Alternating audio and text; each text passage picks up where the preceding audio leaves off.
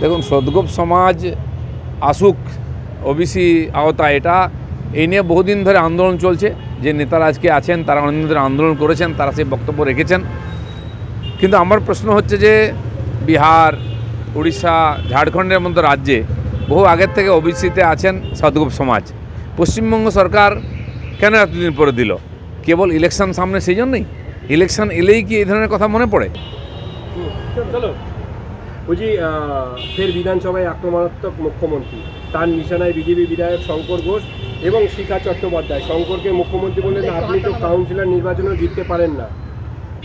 তো মমতা ব্যানার্জি নিজে তো হেরে গেছিলেন, তারপর মুখ্যমন্ত্রী হয়েছেন। তিনি আবার বড় বড় কথা বলছেন কেন? কে কাউন্সিলর হেরে গেছে, নিজে হেরে গিয়ে মুখ্যমন্ত্রী হয়েছেন, সেটা উনি ভুলে যাচ্ছেন বোধহয়। সেন ওইভাবে কাউকে ছোট বড় করা যায় না। ভারতীয় জনতা পার্টির বিধায়করা সাধারণ মানুষের সমস্যা বিধানসভায় তুলে ধরবে, কারণ তারা বিরোধী শক্তি হিসাবে মানুষ তাদেরকে পাঠিয়েছে। তার উত্তর না দিতে পারে উনি ব্যক্তিগতভাবে আক্রমণ করছেন, এটা রাজনীতিতে আমার মনে হয় সৌজন্যমূলক রাজনীতি নয়, আর রাজনীতির স্তর যথেষ্ট উঁচু নয় এটা।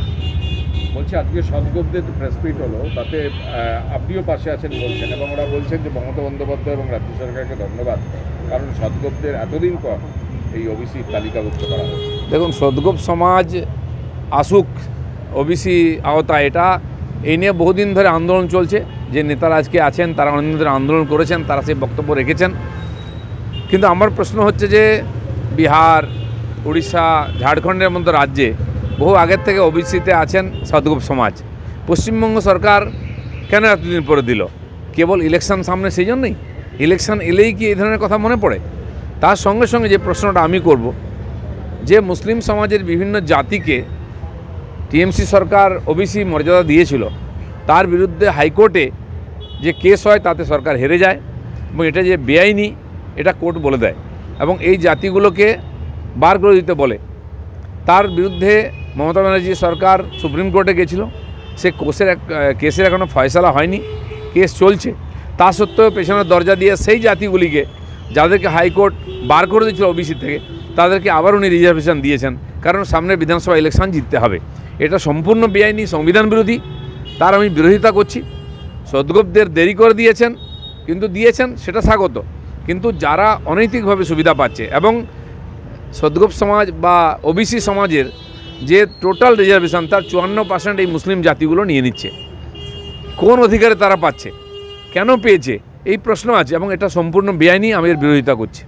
বলছি এই যে আহমেদাবাদের যে ট্রেন ক্র্যাশ করেছে, এবং পাশাপাশি হেলিকপ্টার এবং সেতু সব কিছু মিলিয়ে কেন্দ্রীয় সরকার এবং কেন্দ্রীয় সরকারের যে বিভিন্ন মন্ত্রকের যে তদারকির অভাব, একে বিরোধীরা নিশানা করছে। না দেখুন, ঘটনা যখন হয়, ক্ষতি হয়, সমালোচনা হবে, তার তদন্ত হোক, তার সমাধান হোক, কিন্তু প্লেন ক্র্যাশ হয়ে গেছে, তার জন্য কেন্দ্র সরকারের কী দায়ী আছে? সেতু ভেঙে পড়েছে হঠাৎ, পুরনো সেতু, তার জন্য পশ্চিমবাংলায় আমরা দেখেছি নির্মীয়মান সেতু ভেঙে পড়েছে, এবং বিসর্জন দিতে গিয়ে ডুয়ার্সেতে বহু লোক ভেসে গেছে। দুর্ঘটনা হয়, সরকারের দায়িত্ব প্রোটেকশন নেওয়া, যাতে দুর্ঘটনা না ঘটে, সতর্ক থাকা, সে তার সঙ্গে যুক্ত সমস্ত বিভাগকে সাবধান করা। এত বড় দেশে এই ধরনের ঘটনা ঘটছে, আমরা জানি, খালি এখানে নেই, সারা বিশ্বব্যাপী এ ধরনের ঘটনা ঘটছে। জ্যোতিষীরা বলেছিলেন যে 2025 সাল খুবই, আর এই ধরনের দুর্ভাগ্যজনক ঘটনা ঘটবে, দুর্ঘটনা ঘটবে, জীবনহানি হবে, যুদ্ধ বেঁধে গেল হঠাৎ ইরান আর এর মধ্যে, ইসরায়েলের মধ্যে। তার জন্য কে দায়ী আছে, কার হাতে আছে? ইউক্রেন রাশিয়ার যুদ্ধ চলছে, নরেন্দ্র মোদী তার বন্ধ করার জন্য চেষ্টা করছে। হামাস নিয়ে ইসরায়েলের সঙ্গে যুদ্ধ চলছে, এ ধরনের বহু ঘটনা ঘটছে, যেটা মানবতার পক্ষে খুবই দুঃখজনক এবং রিস্কি। আরও ঘটবে হয়তো।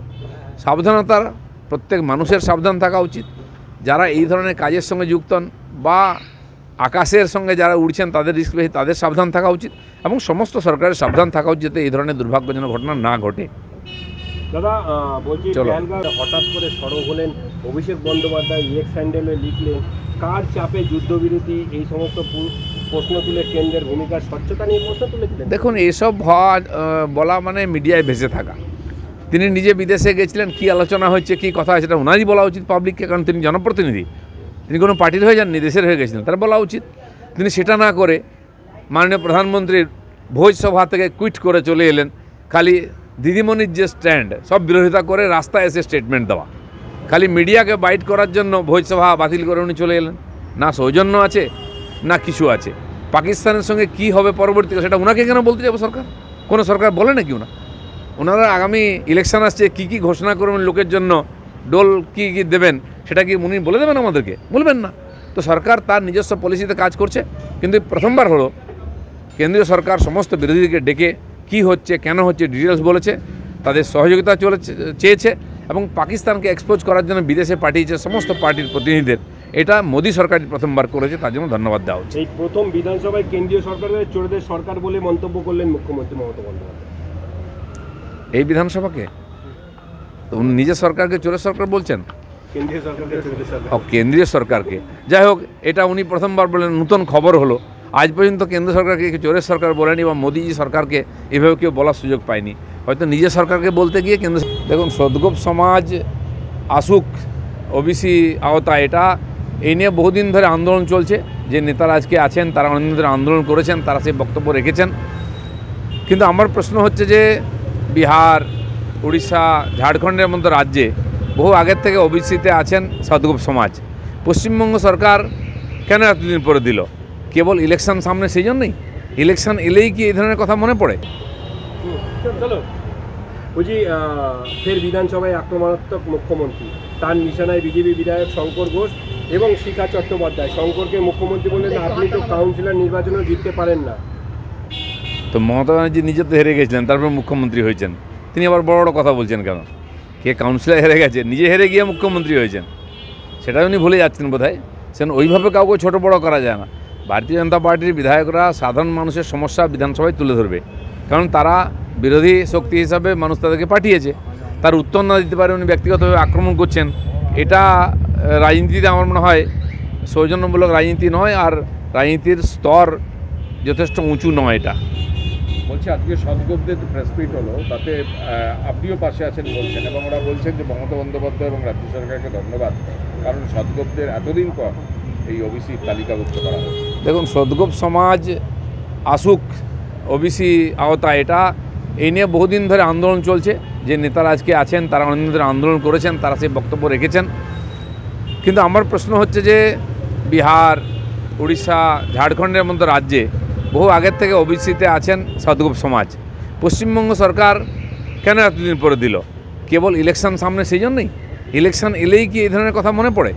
তার সঙ্গে সঙ্গে যে প্রশ্নটা আমি করব, যে মুসলিম সমাজের বিভিন্ন জাতিকে টিএমসি সরকার ওবিসি মর্যাদা দিয়েছিল, তার বিরুদ্ধে হাইকোর্টে যে কেস হয় তাতে সরকার হেরে যায়, এবং এটা যে বেআইনি এটা কোর্ট বলে দেয়, এবং এই জাতিগুলোকে বার করে দিতে বলে।